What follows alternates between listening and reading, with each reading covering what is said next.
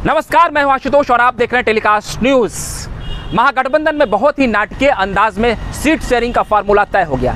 जैसा कि आपने देखा होगा कि जब प्रेस कॉन्फ्रेंस किया गया तो राजद की ओर से अब्दुल बारी सिद्दीकी ने एक एक कर जो है संसदीय क्षेत्र की घोषणा की और उन्होंने बताया कि कितनी सीटों पर कौन चुनाव लड़ेगा। जी हाँ, बिहार में महागठबंधन कह ले या आप इंडी अलायंस कह ले, उसमें राजद 26 सीटों पर चुनाव लड़ रही है और 9 सीटों पर कांग्रेस चुनाव लड़ेगी और 5 सीटों पर वाम दलों को चुनाव लड़ने का मौका दिया गया है। जिस तरीके से हाल के दिनों में कांग्रेस और राजद के बीच में सीट शेयरिंग के फॉर्मूलों को लेकर तनातनी थी, उसके बाद में ऐसी खबरें आई कि तेजस्वी प्रसाद यादव के साथ राहुल गांधी की दिल्ली में मुलाकात हुई है। उसके बाद भी सीट शेयरिंग के फॉर्मूले को लेकर कोई स्पष्ट स्थिति नहीं दिखती रही।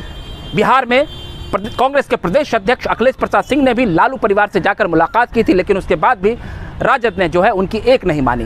कांग्रेस चाह रही थी कि वो बिहार में 10 से 12 सीटों पर चुनाव लड़े, लेकिन कांग्रेस की राजनीतिक हैसियत को अपनी उंगलियों पर नचाने की जो कला राजद के पास है, उसने एक बार फिर यह साबित कर दिया कि बिहार में कांग्रेस को राजद की पिछलग्गू बनकर ही रहना होगा। बावजूद इसके कि पिछली 2019 के लोकसभा चुनाव में राजद को एक भी सीट नहीं मिली थी बिहार में। जी हाँ, राजद का खाता भी नहीं खुला था। कांग्रेस ने एक सीट जीती थी, मोहम्मद जावेद उसके सांसद बने थे और वो दिल्ली तक पहुंचे थे, लेकिन उसके बाद भी कांग्रेस को अपनी उंगलियों पर राजद नचा रही है। इसी प्रकरण पर बिहार सरकार के मंत्री अशोक चौधरी ने भी आज चुप्पी तोड़ी और उन्होंने कहा कि इसी वजह से मैंने कांग्रेस पार्टी छोड़ दी, क्योंकि राजद अपनी मनमानी करती है और कांग्रेस को अपनी उंगलियों पर नचाती है। और ऐसा नहीं है कि शीर्ष नेतृत्व सारी बातों से अवगत नहीं है। मैं आपको बता दूं कि सन 1998 में जो है राजद और कांग्रेस का गठबंधन हुआ था। सोनिया गांधी की अगुवाई में एक नई कांग्रेस का उदय हुआ था। उसके बाद से लगातार राजद जो है बिहार में कांग्रेस को अपनी उंगलियों पर नचाती रही है और कांग्रेस का जनाधार लगातार बिहार में सिमटता गया और घटता गया है। शुरुआती दौर में अगर हम देखेंगे तो राजद और कांग्रेस बिहार में अच्छा प्रदर्शन करती थी, लेकिन धीरे धीरे कर उनकी दोनों दलों की सीटें घटती चली गई और अब तो आलम यह है कि बिहार में उनका सुपड़ा ही साफ हो गया था पिछली लोकसभा चुनाव में। इस बार भी कुछ ऐसी ही संभावनाएं जताई जा रही है। जो तमाम चुनावी सर्वे दिखाए गए हैं उसमें एनडीए को ही बढ़त दिखाई गई है, लेकिन राजद ने उसके बावजूद मनमानी की। और सबसे खास बात यह रही कि पप्पू यादव, जिन्होंने अपनी पार्टी का विलय कांग्रेस में करा लिया इसी शर्त पर कि वो पूर्णिया से चुनाव लड़ेंगे, लेकिन बेहद ही नाटकीय अंदाज में उनके टिकट को राजद ने ऐसे काटा जैसे मान लो कि वो अपने सत्ता पक्ष नहीं बल्कि किसी विपक्षी से लड़ रहा हो और उसे उनकी एक नहीं सुनी गई और अपनी दादागिरी और अपनी धौंस दिखाई गई। हालांकि पप्पू यादव ने लालू परिवार से जाकर उनके घर पर मुलाकात भी की थी, आरजू मिन्नत भी की थी।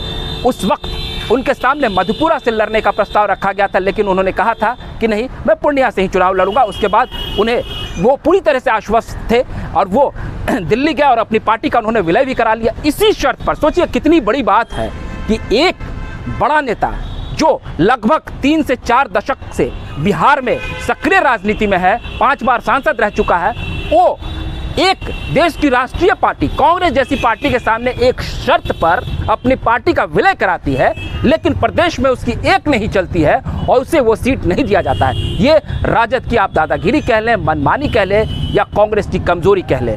सन 1990 के दौर में जब लालू प्रसाद का उदय हुआ तो उसके बाद से बिहार में कांग्रेस का जनाधार लगातार खिसकता चला गया। अगले पिछड़े की जो राजनीति हुई और मंडल कमंडल की राजनीति ने जोर पकड़ी तो अगड़ी जातियों का वोट बैंक जो है कांग्रेस से खिसक कर भाजपा में चला गया और जो मुस्लिम वोट बैंक था वो भागलपुर दंगे के बाद कांग्रेस से छिटकता चला गया और लगातार राजद पर जो है मुस्लिम वोट बैंक का आश्रित होने लगा। तो उस तरीके से आप देखा जाए अगड़ी जातियों का वोट और मुस्लिम समुदाय का वोट भी विभक्त हो गया और उसी तरीके से राजद के पास जो है यादव समुदाय का, पिछड़े और अति पिछड़ों का भी वोट बैंक जुड़ गया। ऐसे में कांग्रेस पार्टी के सामने मुश्किलात पैदा होती चली गई और कांग्रेस लगातार बिहार में पिछड़ती चली गई।